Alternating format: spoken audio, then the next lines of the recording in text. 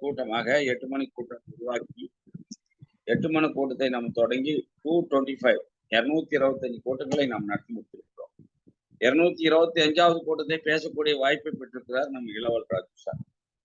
ராஜு சார்னு சொன்னா அவர் வந்து ஒரு மிகப்பெரிய ஒரு அட்டாக்.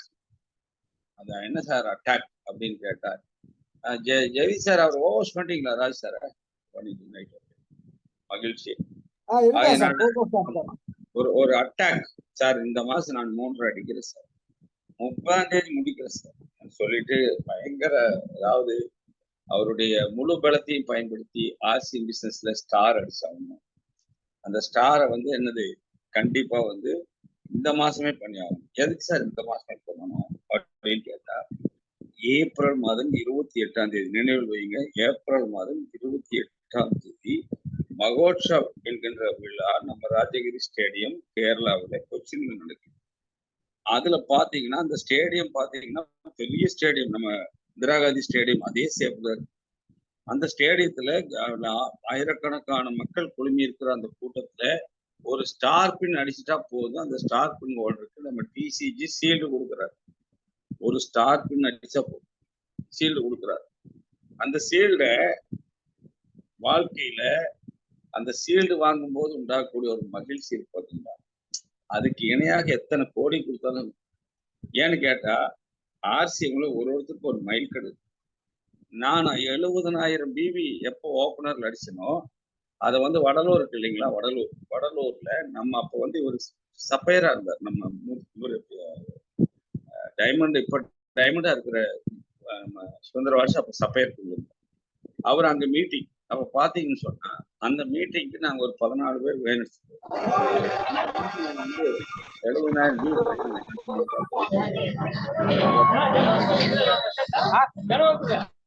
இன்னைக்கு கத்துங்கல்ல, அங்கங்க கத்துக்கிட்டே இருந்தேன். யாரும் மீட்டிங் மட்டும் கேட்டார். அந்த 70,000 பிவி நான் நடிச்ச போது அந்த 70,000 பிவிக்காக மேடையில் கூப்பிட்டு ஒரு சின்ன ஒரு பின்னு குத்திட்டாங்க. சின்னது, அது அவங்களாவே செஞ்சு அதை குத்தும் போது என்னை எங்க இருந்து தூக்கிட்டு போறாங்க. ஏன்னா அப்ப 70,000 ஸ்லாப் அதுக்கு பேரு. அது வந்து இப்ப வந்து ஓப்பனர் பின்னு. நான் 70,000 எடுக்கும் போது 70 ஸ்லாப் தொட்டுட்டாரு அப்படின்னு என்னை தூக்கிட்டு போய் அந்த மேடையில் வச்சு அந்த பின்னை குத்தி விட்டாரு சபையர். அந்த நாள் நான் அடைஞ்ச அந்த மகிழ்ச்சி இருப்பதுதான் இப்ப வரைக்கும் வாழ்க்கையில. அதை நினைக்கும் போது நாம பின்னடிக்கணும், நாம ஜெயிக்கணும், நாம மேடைக்கு போகணுங்கிற எண்ணம் எனக்கு அப்படியே பொறுத்திட்டு. அதனாலதான் நான் உங்களுக்கு சொல்றேன், ரெக்கக்னேஷன் எங்கேயும் கிடைக்காது. பல கோடீஸ்வரர்களுக்கு ரெக்கக்னேஷனே கிடையாது. பணத்தை வந்து சம்பாதிச்சு வச்சு பூட்டி வச்சுக்கிட்டு வீட்டுல கிடக்குறாங்க. ஆனா அவங்களை யாரும் ரெக்கக்னைஸ் பண்றதுக்கே ஆள் இல்லை. இவர் வந்து இது சாதிச்சிட்டாருன்னு வந்து கூட்டத்துல அவர் சொல்லி மேடையில ஏற்றுவாங்களா? ஏற்ற மாட்டாங்க. எத்தனை கோடி இருந்தாலும் ஏற்ற மாட்டாங்க. ஏன் அப்படின்னு கேட்டா அவர் என்னத்தை சாதிச்சாரு? பணத்தை சம்பாதிச்சிட்டாரு, அவ்வளவுதான். ஆனால் ஒரு பின் அடிச்சு பாருங்க, ஆயிரக்கணக்கான ஜனங்கள் மத்தியில இவர் வந்து ஸ்டார் அப்படின்னு ஒரு பெரிய மகிழ்ச்சி. அந்த மகிழ்ச்சியை ராஜ் அனுபவிச்சு போறார். கூட்டத்துல எத்தனை பேர் இருக்கிறீங்கன்னு தெரியல. இந்த மாசம் டார்கெட் எடுக்காம இருந்தால் இந்த கடைசி 7 நாள்ல கூட ஒரு டார்கெட் எடுங்க. நான் ஓப்பனர் அடிக்கிறேன் சார், நான் ஈகிள் அடிக்கிறேன் சார், நான் ஏதாச்சும் ஒரு பின் அடிக்கிறேன் சார், பின் அச்சீவ்மெண்ட்டுக்கு வந்து காட்டுறேன் சார், நான் சும்மா வெறுமனை இருந்து என்ன சார் பண்றதுன்னு ஒரு டார்கெட் எடுங்க. அந்த டார்கெட்டுக்காக நீங்க பிளான் பண்ணுங்க. உங்க ஆக்டிவ் அப்ளைனோட இணைங்க. கண்டிப்பா உங்களால ஜெயிக்க முடியும் என்று சொல்லி இந்த கூட்டத்தை மிகச்சிறப்பாக ராஜு சார் வந்து பேச வந்திருக்கிறாரு. ராஜு சாரை வரவேற்பதற்கு நம் மத்தியில வந்து யார் இருக்கிறா? யாருமே இல்லையே. சசிகலா மேடம் இருக்கிறாங்க, கரூர் சசிகலா மேடம்.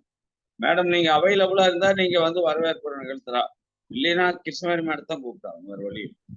ஹலோ, இருக்கேன் சார். இருக்கிறீங்கன்னா நீங்க வரவேற்பு நிகழ்த்தலாம். ஆனா வீடியோவில் வந்து நிகழ்த்தணும் முடிஞ்சா. வணக்கம் சார். வணக்கம்மா. அனைவருக்கும் இனிய மாலை வணக்கம். எனக்கு இன்னைக்கு ஒரு ராஜு சார் அறிமுகம் செய்யறதுக்கு, வரவேற்புரை நிகழ்த்துறதுக்கு வாய்ப்பு கொடுத்த நன்றி. ராஜு சாரை பத்தி சொல்லணும் அப்படின்னா அவரை வந்து நாங்க ஜீன்ஸ் போட்ட சித்தர் அப்படின்னு தான் சொல்லுவோம். அவர் வந்து நம்மளுடைய ஆர்சிஎம்ல பாத்தீங்கன்னா A to Z, அதாவது நியூட்ரி சார்ஜ் அப்படின்னாலே அதுக்கு டிரான்ஸ்லேஷன் அவர் தான். அந்த அளவுக்கு பாத்தீங்கன்னா அவர் நுணுக்கமா வந்து பேசக்கூடிய ஒரு திறமைசாலி. நல்ல எல்லாருக்குமே பார்த்தீங்கன்னா எப்போ என்ன டவுட் இருந்தாலும் நான்லாம் நிறைய தடவை கேட்டா உடனே அதுக்கு வந்து கரெக்டா அதுக்கு வந்து சொல்லுவாரு, கொடுங்க இதை பண்ணுங்க அப்படின்னு. அந்த அளவுக்கு பாத்தீங்கன்னா ஒரு நல்ல நண்பர், எல்லாருக்கும் உதவக்கூடிய ஒரு மனம் படைத்தவர், நல்ல ஒரு பேச்சாளர், திறமையான பேச்சாளர், நல்ல ஒரு விளக்கத்தை நிறைய பேருக்கு நல்ல ஒரு பொருள் விளக்கம் கொடுக்கக்கூடியவர். நானு இதெல்லாம் பத்தி அருமையா சொல்றவரு. நிறைய நாங்க இந்த அகத்தில் இணைந்திருங்கள்ல நிறைய அவர் வந்து எங்களுக்கு சொல்லி கொடுத்திருக்காரு. Welcome Raju sir. நான் ரொம்ப நேரம் உங்களை அறிமுகப்படுத்துறதை எடுத்துக்க விரும்பல. உங்களுடைய டைம் எனக்கு சொல்லி நீங்க உங்களுடைய உரையை தொடங்கலாம். Welcome Raju sir. Thank you. Thank you Emerald sir. எனக்கு இந்த நன்றிமா, நன்றி நன்றி. ஓகே, நல்ல ஒரு கிளாஸ் கொடுங்க. Welcome Raju sir. Please start your session. All the best. Raju sir கை தூக்கிட்டாரு சார். ஒரே நிமிஷம் சார். கேக்குதா? நான் பேசுறது கேக்குதா சார்? கிளியரா இருக்கு சார், கிளியரா இருக்கு. First class. Okay sir. ஒரு ரெண்டே நிமிஷம் சார். ஒரே நிமிஷம்.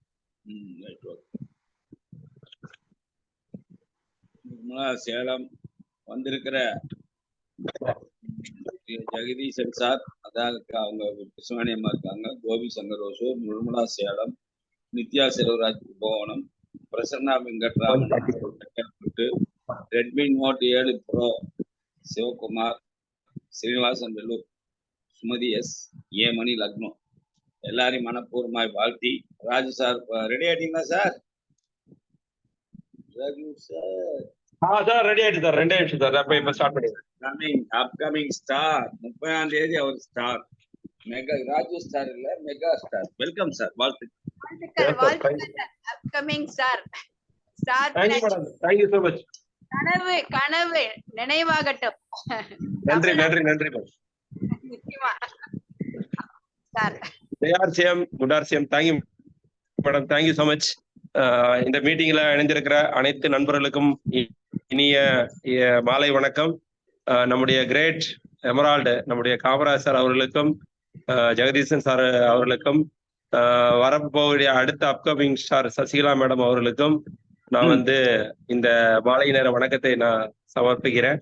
ஸோ இன்னைக்கு வந்து செஷன் வந்து 8 மணிக்கு நம்ம காமராஜ் சார் வந்து கேட்டிருந்தாங்க, சார் பண்ண முடியுமா அப்படின்னு. கண்டிப்பா நம்ம எப்பவுமே காமராஜ் சார் கேட்கும்போது ஒரு லீடர் நம்மளை வந்து ஒரு இதோட கேட்கும்போது, ஒரு ஆசையோட கேட்கும்போது கண்டிப்பா அவருக்கு நான் ஒரு நல்ல ஒரு விஷயத்த நம்ம பண்ணணும். ஸோ ஏன்னா ஆர்சிஎம்ல நம்ம வந்து இருக்கிறது என்னன்னா, நிறைய பேருக்கு வந்து சர்வீஸ் பண்றதுதான். ஸோ சர்வீஸ் பண்றது அப்படிங்கிறது என்ன அப்படின்னு பாத்தீங்கன்னா, நம்மளுடைய டிசிஜி என்ன சொல்றாரு, ஆர்சிஎம் அப்படிங்கறதோடைய டிசைன். அதாவது நிறைய பேருக்கு ஒரு விஷயம் என்ன தெரியல அப்படின்னு பார்த்தோம்னா, நாம ஏன் ஆர்சிஎம்ல இணைஞ்சிருக்கோம் அப்படிங்கிறது நிறைய பேருக்கு விஷயமே தெரியல. நம்ம ஆர்சிஎம்ல எல்லாருமே என்ன நினைக்கிறோம், ஜாயின் பண்ணி எப்படியாவது காசு வந்துடணும், பணம் சம்பாதிக்கணும் அப்படிங்கறதுதான். ஆனா உண்மையிலேயே ஒரு மனிதன் வந்து ரிச் ஆகணும், பணம் சம்பாதிக்கணும், ஒரு பின் லெவலுக்கு வரணும், பெரிய பொசிஷனுக்கு போகணும், சம்பாதிக்கணும் அப்படின்னா ஃபர்ஸ்ட் நீங்க வந்து என்ன பண்ணணும், உங்களை நீங்க உணரணும், நாம என்ன பண்ண போறோம் அப்படிங்கறதுதான். ரெண்டாவது, நம்முடைய ஆர்சிஎம்முடைய டிசைன் என்ன அப்படின்னு பாத்தீங்கன்னா சர்வீஸ். நம்ம பண்ணக்கூடிய வேலையே வந்து சர்வீஸ் அப்படின்னு விஷயத்த நம்ம புரிஞ்சுக்கிட்டா மட்டும்தான் பணங்கிறது நம்மளை தேடி எப்படி வரப்போகுது அப்படிங்கறத நம்ம புரிஞ்சுக்க முடியும். நிறைய பேருடைய தாட்ஸ் என்ன இருக்குது அப்படின்னா, பணம் சம்பாதிக்கிறது அப்படின்னா நம்ம பணத்தை தேடி அலையணும், ஓடணும், அது பின்னாடியே ஓடிட்டு இருந்தாதான் பணம் நம்மளை தேடி வரும்னு நினைக்கிறாங்க. இது தவறான விஷயம். ஏன் அப்படின்னா, நாம எல்லாருமே உருவானதே அப்படின்னா ஒரு வேலைக்கு போகணும் அப்படின்னா படிக்கணும், அறிவை வளர்த்துக்கணும் அப்படின்னு நினைக்கிறோம். பட் அது எந்த அறிவை வளர்த்துக்கணும் அப்படிங்கிறது இன்னைக்கு நிறைய பேருக்கு தெரிய மாட்டேங்குது. உதாரணமா இன்னைக்கு வந்து பாத்தீங்கன்னா, உலகத்துல இருக்கிற நிறைய பணக்காரனை எடுத்துக்கொள்ளும் போது பாத்தீங்கன்னா, ஒண்ணு படிக்காதவங்களா இருப்பாங்க, இல்லைன்னா ஏதோ ஓரளவுக்கு படிச்சவங்களா இருப்பாங்க. பட் நாம என்ன நினைக்கிறோம், பெரிய லெவல்ல படிச்சு பெரிய டிகிரி பண்ணி அதுக்கு மேல ஜாப்ல போய் சம்பாதிக்கிற ஜாப்ல தான் நம்ம வந்து பெரிய பணக்காரன் ஆக போறோம் அப்படின்னு நினைக்கிறோம். அப்படி கிடையாது. அதாவது பொது அறிவு அப்படிங்கிற ஒரு விஷயம், நாம வந்து ஏதோ ஒரு விஷயத்துல தனித்துவமான அறிவை பெற்றிருக்கணும். அந்த அறிவை பெற்றிருந்தாலே போதும், நீங்க அந்த இதுல வந்து மிகப்பெரிய ஆளுமையோட வர முடியும் அப்படிங்கிறது தான். இப்போ ஒரு பெரிய பணக்காரர் இருக்கிறார் அப்படின்னா, இப்போ உதாரணத்துக்கு நம்ம ஹென்ரி போர்ட் எடுத்துக்கலாம். ஹென்ரி போர்ட பாத்தீங்கன்னா என்ன சொல்றாங்க, அவர் வந்து உலகத்திலே இன்னைக்கு மோட்டார் வாகனம் வந்து இன்னைக்கு ஓடுதுன்னா அதுக்கு மூல காரணமே யாரு, ஹென்ரி போர்டு. ஆனா ஹென்ரி போர்டு பாத்தீங்கன்னா ஒரு பெரிய அளவுல வந்து படிக்காத, ஒரு 6ஆம் கிளாஸ் கூட தாண்டாத ஒரு மனிதர்.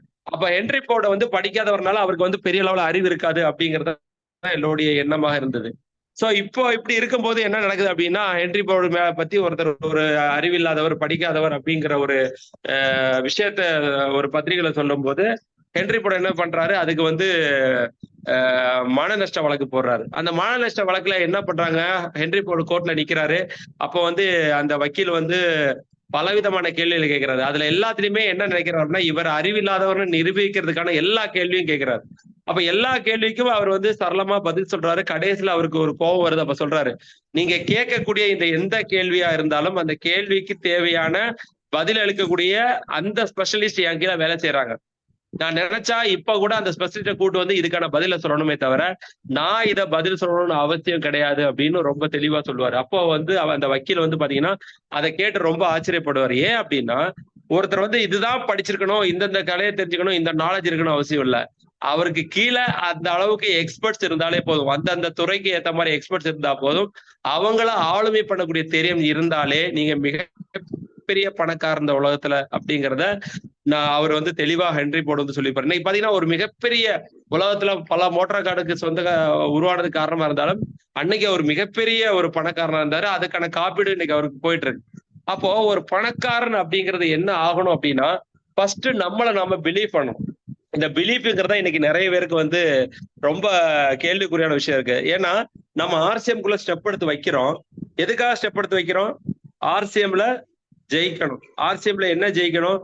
ஒரு பொசிஷன்ல வந்து மாதம் என்னுடைய வருமானம் 5 லட்சமோ இல்லைன்னா 4 லட்சமோ இல்ல 2 லட்சமோ ஏதோ ஒரு வருமானத்தை நாம பிக்ஸ் பண்ணணும். இந்த எந்த ஒரு பிக்ஸிங்குமே இல்லாம இன்னைக்கும் நிறைய பேர் ஆர்சிஎம்குள்ள ஏதோ வாழ்ந்தா போதும், ஏதோ ஒரு 5000 கிடைச்சா போதும், ஏதோ 10,000 கிடைச்சா போதும்னு இன்னைக்கும் நிறைய பேர் ஆர்சிஎம்ல ஓடிட்டு இருக்கோம். இது சரியான முறையே கிடையாது. நீங்க எதற்காக உள்ள வரீங்கிற அந்த முதல் விஷயம் தெரியணும். சோ அப்போ உங்களுக்கு இதுக்குள்ள ஆர்வம்ங்கிறது மிக அவசியம். இதைத்தான் வந்து நெப்போலியன் ஹில்ங்கிற ஒரு மாமனிதர் திங்க் அண்ட் க்ரோ ரிச் அப்படின்னு சொல்லக்கூடிய ஒரு புக்ல ரொம்ப தெளிவா சொல்றாரு. நீங்க எந்த ஒரு விஷயத்துல ஆர்வம் இல்லாம போறீங்களோ அந்த விஷயத்துல நீங்க வந்து வெற்றியாளராக ஆக முடியாது. ஃபர்ஸ்ட் உங்களுக்கு ஆர்வம் இருக்கணும். அந்த ஆர்வம் வந்துச்சு அப்படின்னா அடுத்தது உங்களுக்கு வர வேண்டியது நம்பிக்கை. சோ நம்பிக்கை இல்லாத மனிதனால எந்த ஒரு விஷயத்திலையும் சாதிக்க முடியாது. இன்னைக்கு பாத்தீங்கன்னா நிறைய பேரு அவங்களுக்கு மேலேயே அவங்க நம்பிக்கை இல்லாம இருக்கிறாங்க. ஒரு மனிதனுக்கு எப்ப நம்பிக்கை வருது, எந்த ஒரு பொருள் மேல நம்பிக்கை வருதோ அந்த நம்பிக்கை பேர்னிங் டிசைரா இருக்கணும். பேர்னிங் டிசைரா என்ன, அதாவது கொழுந்து விட்டு எரியற அளவுக்கு அது மேல நம்பிக்கை, அந்த அந்த ஆசை, அதுக்கு மேல பற்றுதல் வரணும். இப்ப உதாரணத்துக்கு நீங்க ஆர்சிஎம்குள்ள எதற்கு வரோம், எனக்கு மாத வருமானம் ஒரு 2 லட்சமோ 3 லட்சமோ வேணும் அப்படின்னா அந்த 2 லட்சத்துல இருந்து 3 லட்சம் வர்றதுக்கு நீங்க ஏன் என்ன தயாரா இருக்கிறீங்க, நீங்க உங்களை என்னவா மாத்திக்கிட்டீங்க அப்படிங்கறதுதான் ரொம்ப முக்கியம். நிறைய பேர் என்ன பண்றாங்க, ஆர்சிஎம் உள்ள ஜாயின் பண்றாங்க. ஜாயின் பண்ணிட்டு அவங்களுடைய ஐடி போட்டு ஜாயின் பண்ணிட்டு அவங்களுடைய தலையாய வேலை என்னன்னா அவங்க பண்ணக்கூடிய ஜாபா இருக்குது. சரி, அவங்க ஒரு ஜாப்ல இருக்கிறாங்க, பரவாயில்ல. ஏன்னா அதுல 8 மணி நேரம் வேலை செய்யணும், 9 மணி நேரம் வேலை செய்யணும். இந்த ஜாபை விட்டு வந்ததுக்கு அப்புறம் நீங்க என்ன பண்றீங்க, உங்களுக்கு ஒரு 4 மணி நேரம் 5 மணி நேரம் 6 மணி நேரம் இருக்குது.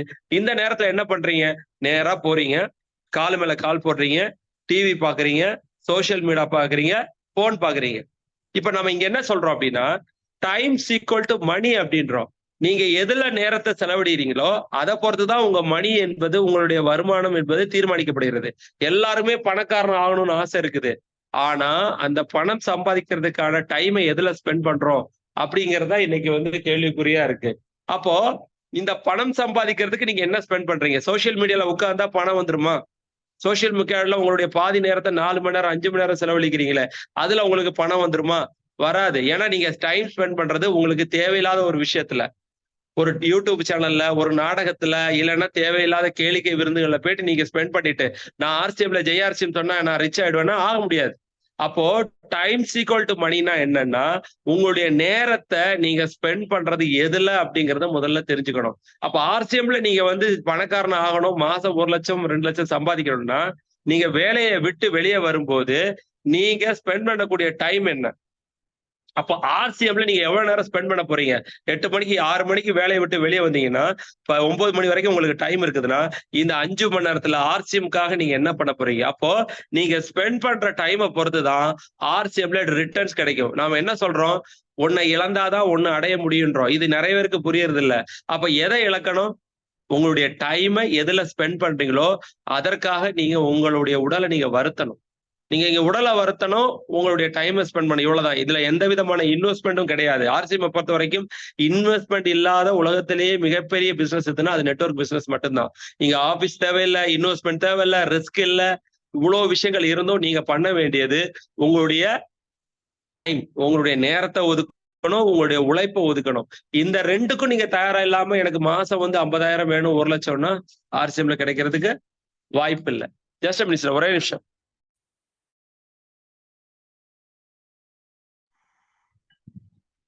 டைம் இஸ் ஈக்குவல் டு மணி. நேரம் என்பது எவ்வளவு நேரம் நாம் செலவு பண்றோமோ அவ்வளவு பணத்தை பெற முடியும். இது வந்து சரியான லாஜிக்கான 100-200% சரியான லாஜிக். நம்முடைய நேரத்தை நாம் எதுல செலவிடுறோமோ அங்கிருந்து தான் பணம் கிடைக்கும். இப்போ நான் டைம் இஸ் ஈக்குவல் டு மணின்னு சொல்லிட்டு நம்முடைய நேரத்தை நம்ம வேற எதுலையா செலவிட்டு ஆர்சிஎம்ல பணம் காட்டுறது தப்பு. அதான் சார் ராய் சார் சொல்ல வருது. அதை தான் நம்ம வந்து புரிதல் வேணும். ஏன்னு கேட்டா நான் தான் நிறைய நேரத்தை வந்து சும்மாவே உட்காந்துட்டு இருக்கேன்னு டைம் இஸ் ஈக்குவல் டு மணிக்கிறீங்களே, எனக்கு பணம் வருமானே, எதுல டைம் செலவு பண்றீங்க? அதுதான் மேடம். வாங்க sir, welcome. Thanks sir, thank you so much. 75 sir. So அப்போ நம்ம எதுல வந்து ஸ்பெண்ட் பண்ணோம்? இன்னைக்கு நிறைய பேருக்கு ஆர்சிஎம்குள்ள வந்துட்டு இது தெரியாத ஒரு சூட்சமமா இருக்குது. அதாவது ஆர்சிஎம்குள்ள நம்ம ஜாயின் பண்றோம், ஐடி போடுறோம், நம்முடைய அப்ளைன்னு சொல்லக்கூடிய விஷயத்த கேட்கிறோம். ஆனா நீங்க என்னவா ஸ்பெண்ட் பண்றீங்க, நீங்க என்ன இது பண்றீங்க, நீங்க என்ன விஷயத்த நீங்க அதுல பண்றீங்க, ஆர்சிஎம்குள்ள நீங்க என்ன ஸ்பெண்ட் பண்றீங்களா பொறுத்து தான், உங்களுடைய உழைப்பை பொறுத்து தான் ஆர்சிஎம்ல நீங்க ஜெயிக்க போறீங்களா இல்ல அப்படியே இருக்க போறீங்களான்னு. அப்போ இதுல கன்சிஸ்டன்சி அப்படிங்கிறது ரொம்ப முக்கியம். ஒரு பிசினஸை பொறுத்த வரைக்கும் கன்சிஸ்டன்சிங்கிறது ரொம்ப முக்கியம். கன்சிஸ்டன்சி இல்லை அப்படின்னா உங்களால ஆர்சிஎம்ல ஜெயிக்க முடியாது. கன்சிஸ்டன்சி எப்போ வரும்? நம்பிக்கைங்கிறது. எது மேல நம்பிக்கை? ஆர்சிஎம் மேல நம்பிக்கை. உங்க மேல நீங்க நம்பிக்கை வைக்கும் போதுதான் ஆர்சிஎம் மேல நீங்க நம்பிக்கை வைக்க முடியும்.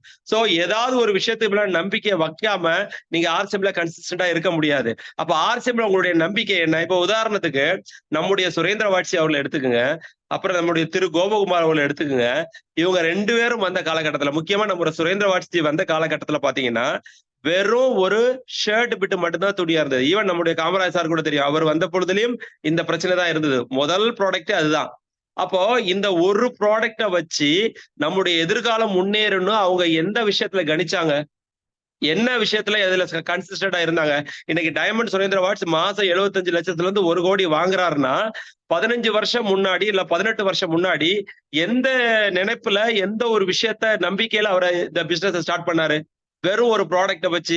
ஒரு ஃபேக்டரி கிடையாது, ஒரு ஷாப்பு கிடையாது, இந்தியா ஃபுல்லா எங்கேயும் பரவாயில்ல, ஆனா ஒரே ஒரு ப்ராடக்ட் மட்டும் இருக்குது.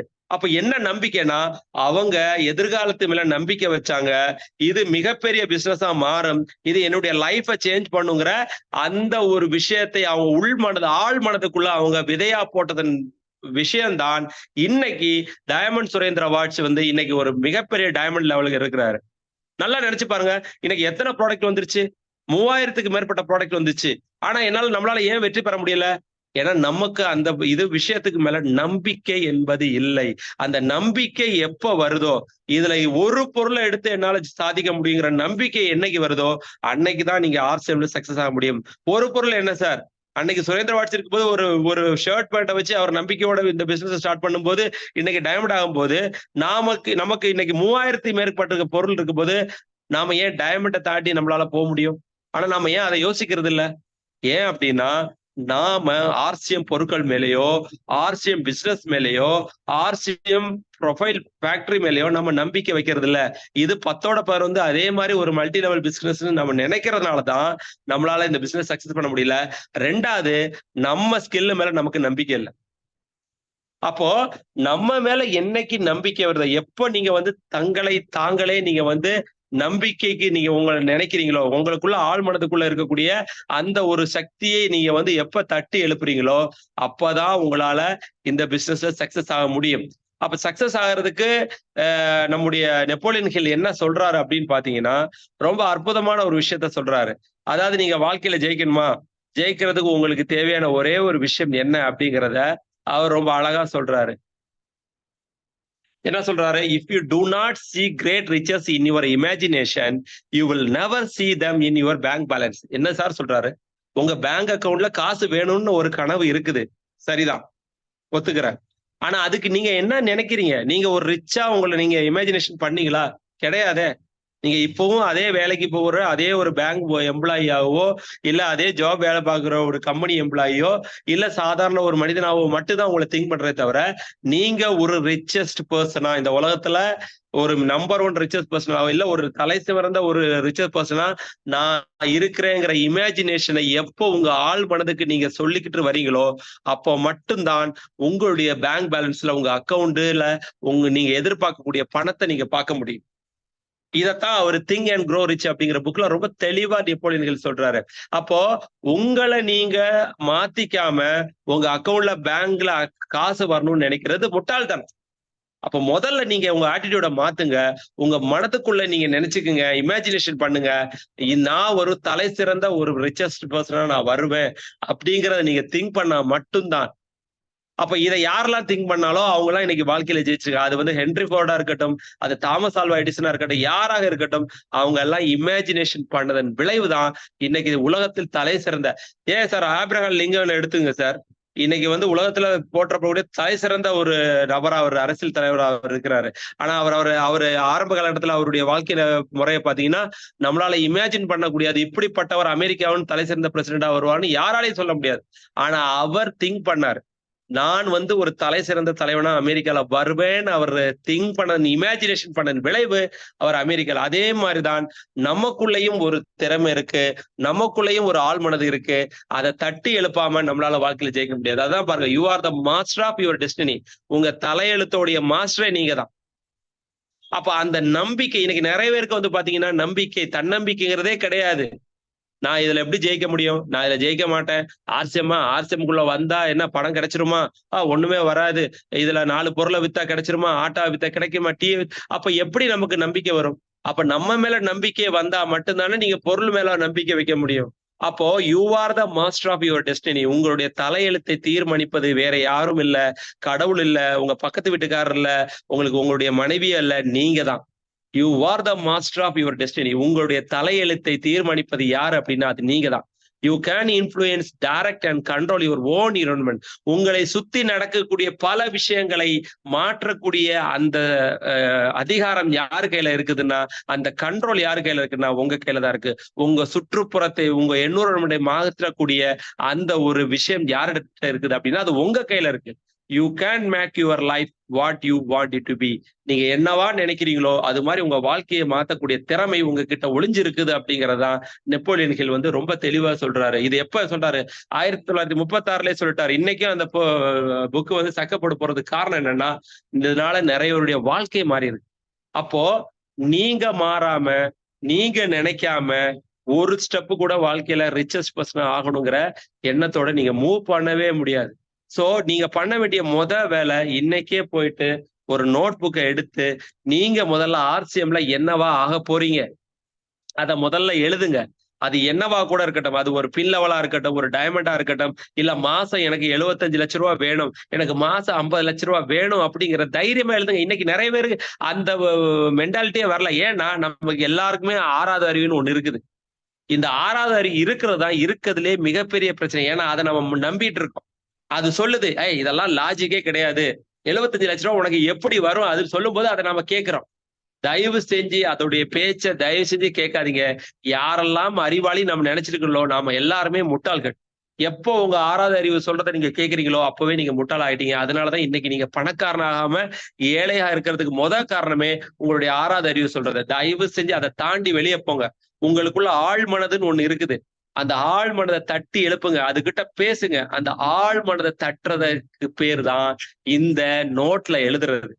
இந்த நோட்ல எழுதி உங்க ஆழ் மனத்தை ஏமாத்தினா ஆட்டோமேட்டிக், ஏன்னா உங்களுடைய 6வது அறிவுங்கிற உள் உணர்வு உங்களை ஆழ் மனதுக்குள்ள கொண்டு போய் சேர்க்காம அது ஒரு வாயில் காப்பான் மாதிரி தடுத்துட்டு இருக்கு. அது வந்த இடத்துலயே தட்டி இதெல்லாம் நடக்காது, நீ வெளியே போன்னு சொல்லும் போது நம்ம லாஜிக்கா நம்ம திங்க் பண்றோம். அதனாலதான் நம்மளால பணக்காரன் ஆக முடியாது. அந்த ஆழ் மனதை தட்டி எழுப்புறது, அந்த வாயில் காப்பானை வந்து தடுத்து அந்த ஆழ் மனதுக்குள்ள போய் நீங்க செய்ய வேண்டிய வேலைக்கான வேலை தான் இந்த நோட்ல எழுதுறது. இந்த நோட்ல என்ன எழுதலாம்? நான் ஆர்சிஎம்ல என்னவாக போறேன், இல்ல என்ன அமௌண்ட் வாங்க போறேன், 75 லட்ச ரூபாய் வாங்க போறேன், என்ன டேட்ல வாங்க போறேன், என்ன டைம்ல, என்ன ஸ்டேஜ்ல, யாருக்கிட்ட வாங்க போறேன், எல்லாத்தையும் டீட்டெயிலா எழுதுங்க.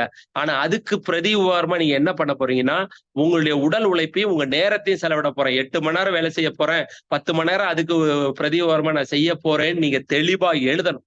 இத தெளிவா எழுதி டெய்லி காலையும் சாயங்காலையும் நீங்க வந்து 10 பேர் முன்னாடி படிக்கட்டாலும் யாரும் கேட்காம உங்களுக்கு ஓரளவுக்கு சத்தமா கேட்கிற அளவுக்கு நீங்க டெய்லி படிக்க படிக்க படிக்க இங்க படிக்கிற செய்தி உங்க ஆழ் மனதுக்கு போகும். உங்க ஆழ் மனதுக்குள்ள போயிடுச்சுன்னா அது இந்த பிரபஞ்சத்துக்கு போன மாதிரி இந்த பிரபஞ்சம் நீங்க சொல்றதை கேட்கும். அதைத்தான் சொல்றாங்க, you are the master of your destiny, you can influence direct and control your environment. என்விரான்மெண்ட்னா என்னது? உங்களை சுத்தி நடக்கிற நிகழ்வுகள், உங்க சுத்தி நடக்கக்கூடிய விஷயத்தை உங்களை நோக்கி ஈர்க்க செய்யணும்னா உங்க ஆழ் மனதை தட்டி எழுப்பணும். ஆழ் மனதை தட்டி எழுப்புறதுக்கு நீங்க பண்ண வேண்டியது, உங்களுக்கு என்ன வேணுமோ அதை நோட்ல எழுதுங்க. அதை டெய்லி காலையிலும் ராத்திரியும் உறக்க படிங்க. அது உங்க ஆழ் மனதை தட்டி எழுப்பும். நீங்க ஆழ் மனதை தட்டி எழுப்பிட்டீங்கன்னா நீங்க இன்னைக்கு இல்லைனாலும் ஒரு நாள் நீங்க அடைய வேண்டிய விஷயத்தை அந்த ஆழ் மனது உங்களை நோக்கி அந்த விஷயமாக கொண்டு தரும். அது மணியாகவும் அது பின்லெவலாகவும் உங்களை மாற்றி தரும். இதுதான் நெப்போலியன் சொல்லக்கூடிய ரொம்ப அற்புதமான விஷயம். அப்போ இன்னைக்கே நம்ம ஆர்சிஎம்ல 6 பேசிக்ஸ்ல என்ன சொல்றாங்க, 8 கோர் ஸ்டெப்ல என்ன சொல்றாங்க, இதைத்தான் சொல்றாங்க. சோ உங்களுடைய ட்ரீம்ஸ் என்ன அதை எழுதுங்கன்னு சொல்றாங்க. இதுதான் 6 பேசிக்ஸ் சொல்லுது. அதைத்தான் நான் இங்க சொல்றேன்.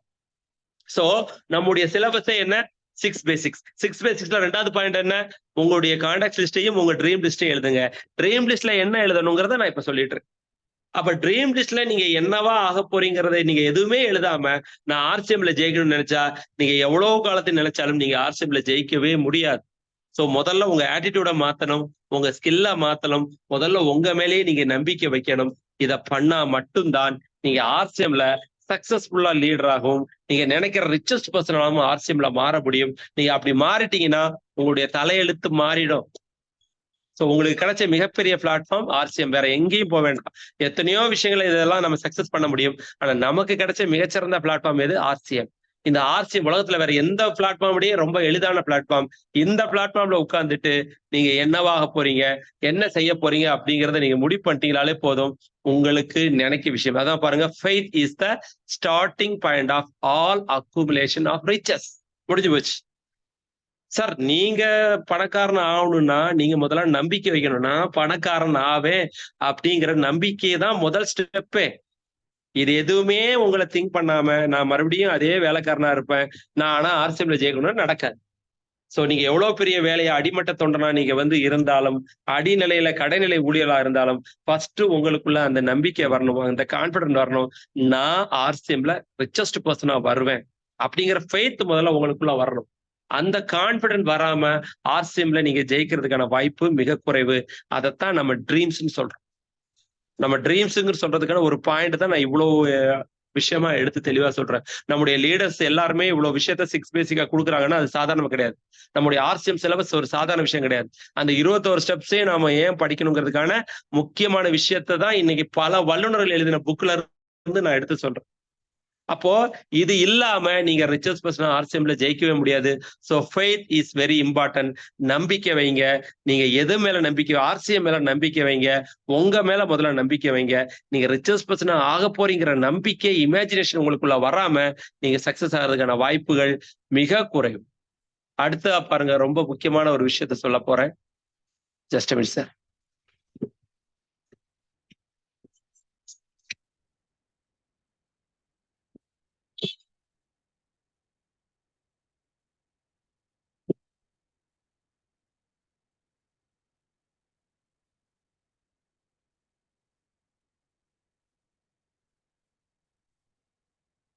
சோ உங்க மைண்ட செட் பண்ணுங்க. இதுதான் மைண்ட் தான். அதாவது நீங்க எப்படிப்பட்ட மனிதரா இருக்கட்டும், நீங்க எவ்வளவு கடைநிலை ஊழியரா இருக்கட்டும், நீங்க எந்த மாதிரி ஒரு சிச்சுவேஷன்ல இருந்து வந்தவராகவும் இருக்கட்டும், ஆனா தயவு செஞ்சு சார் அதை எதையுமே நினைக்காதீங்க. நீங்க எந்த இனமாக இருக்கட்டும், எந்த மொழியாக இருக்கட்டும், எந்த ஜாதியா இருக்கட்டும், எந்த நிலையில இருந்து வந்தவராக இருக்கட்டும், தயவு செஞ்சு நீங்க ஒரு மனுஷங்கிறத முதல்ல தெரிஞ்சுக்கங்க. சோ உங்க மைண்ட் தான் இம்பார்ட்டன்ட். நீங்க யாரா கூட இருக்கலாம்.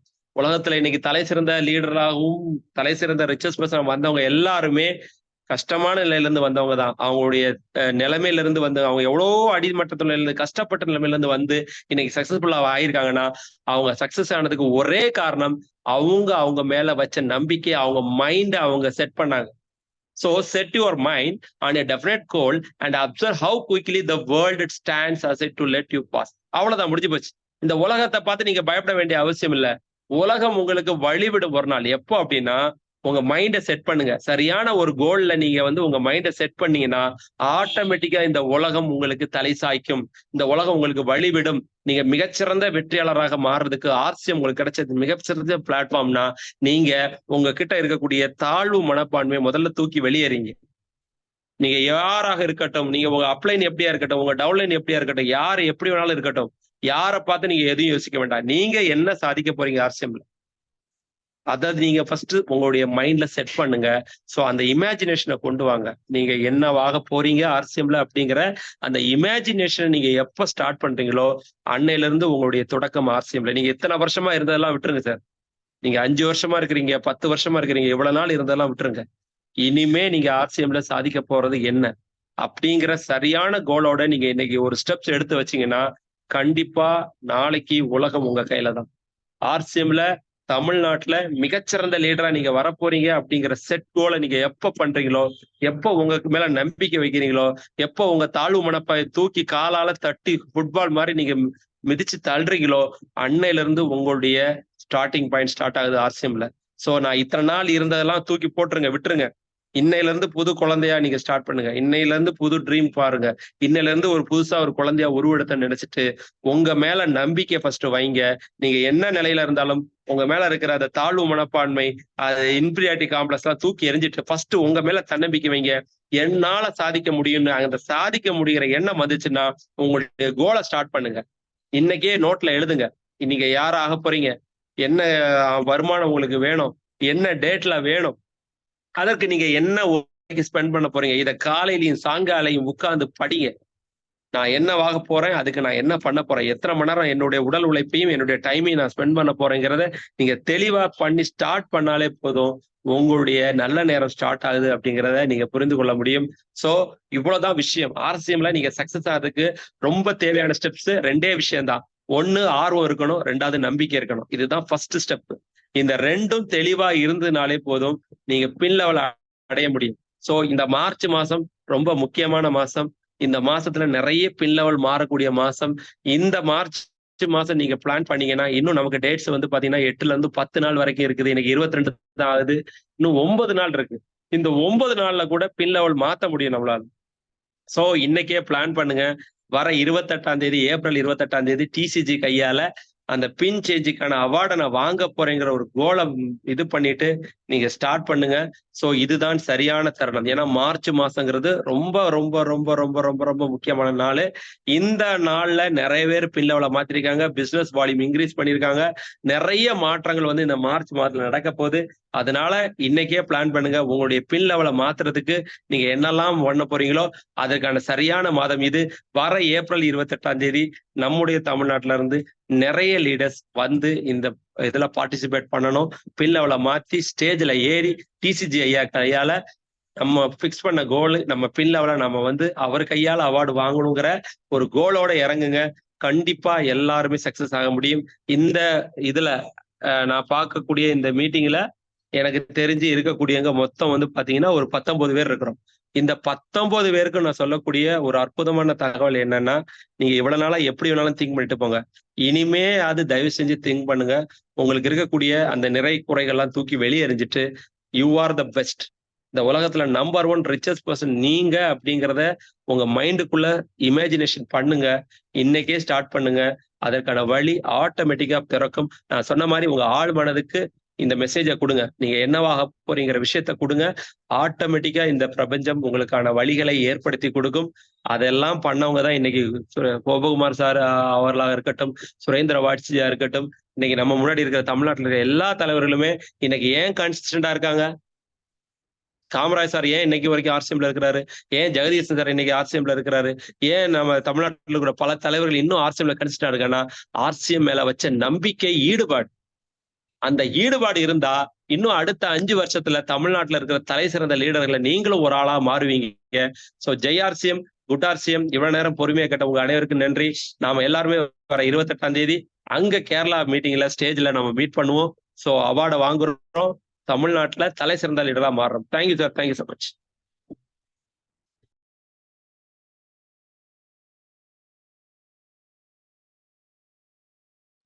Raju sir, sir what happen? Sir complete பண்ணிட்டோம் அவ்வளவுதான் சார், கம்ப்ளீட் பண்ணிட்டேன். ஓகே, மகிழ்ச்சி, நன்றி நண்பர்களே. ராஜு சாருடைய கூட்டம்னாலே வந்து நிறைய தகவல்கள் இருக்கும். பட் இன்றைக்கும் அவருடைய தகவல்கள் மிக சிறப்பாக இருந்தது. மனப்பூர்வமான வாழ்த்துக்கள். வாழ்த்து சொல்ல விரும்பினார், மனம் விட்டு வாழ்த்த விரும்பினால் கை உயர்த்துங்கள், இல்லாவிட்டால் கை தட்டுங்கள். நீங்கள் கை உயர்த்தினால் வாழ்த்த வரலாம், கை தட்டினால் அவருக்கு வாழ்த்து கிடைக்கும். காரணம் என்னன்னு கேட்டா, ராஜு சார் வந்து எஸ் வாங்க ஸ்ரீனிவாசன், வேலூர் சீனிவாசன் சார் வாங்க சார், வாழ்த்துக்கள். வாழ்த்துவதற்கு வாய்தான் வேண்டும். வாழ்த்துங்க சார். சார் வணக்கம் சார். வணக்கம். என்னுடைய நேம் ஸ்ரீனிவாசன், நான் வெள்ளூர். எல்லாமே 8 மணி மீட்டிங்னாவே பாத்தீங்கன்னா ஒரு ப்ராடக்ட் நாலேஜ் தான் கொடுப்பாங்க. ஆனா இன்னைக்கு வந்து பாத்தீங்கன்னா ராஜு சார் வந்து நம்மளுடைய வாழ்க்கையோடைய டெவலப்மெண்ட் இன்னைக்கு கொடுத்திருக்காரு. நம்ம எந்த லெவல்ல போனோம், நம்ம என்ன அடையணும் அப்படின்ற ஒரு மிகப்பெரிய ஒரு வாய்ப்பை கொடுத்திருக்காரு. இந்த மீட்டிங் வந்து மிக சிறப்பா இருந்தது. என்னுடைய மனமார்ந்த நன்றியை தெரிவித்துக்கின்ற ராஜு சாருக்கு நன்றி, வணக்கம். நன்றி சார், நன்றி, வாழ்த்துக்கள் Raju sir, all the best, சிறப்பு. நன்றி சீனிவாசன் சார். எஸ், அவர் ஒரு எஜுகேஷனல் லீடர், அது மட்டுமல்ல ஒரு யூத் லீடர், அது மட்டுமா அப்கமிங் ஸ்டார். இது மட்டும் தான் போதுமா அப்படின்னு கேட்டா நிறைய சொல்ல அவரை பத்தி. காரணம் ஒரு கன்சிஸ்டன்சி அண்ட் கான்பிடன்ட், அது வந்து ராஜ் சார் எப்பவுமே உண்டு. நான் கண்டிப்பா ஜெயிப்பேன் சார், ஜெயிக்கிறதுக்கு எனக்கு தெரியும்.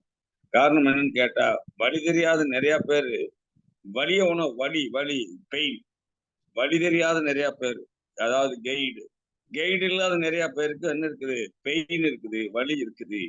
ஆனால் பெயின் இருக்கிற நிறைய பேருக்கு கண்டிப்பா வலி இருக்குது, அது கெயின் இருக்குது.